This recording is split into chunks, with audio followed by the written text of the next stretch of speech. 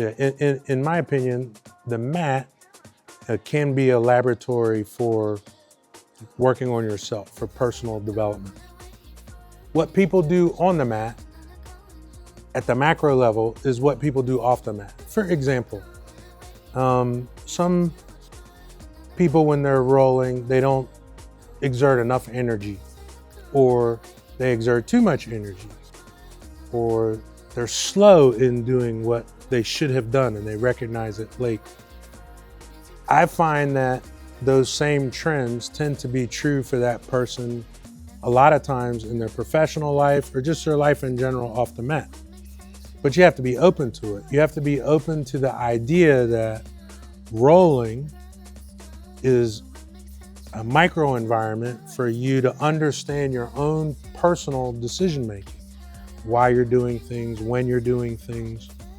And if you only leave it limited to when you're on the mat, then that's what it will be. But if you open your mind up to the possibility that this is a place for you to work on yourself and develop things for you, and you recognize, I always do that late, or I should have tried harder in that moment.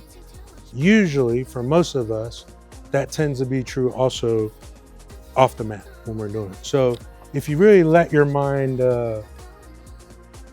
be open to the process of taking what's happening on the mat to off the mat, I think it's a way for you to understand your own decision making and a way for us to try to be better at making those decisions each day.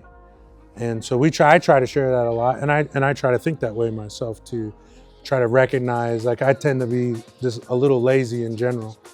And I can feel it in my jiu-jitsu. Now that I have more experience and I'm more durable, sometimes I'm lazy on the mat. And so I try to use that as an opportunity to push myself forward out of those spaces. So anyway, that's it. Thoughts for today.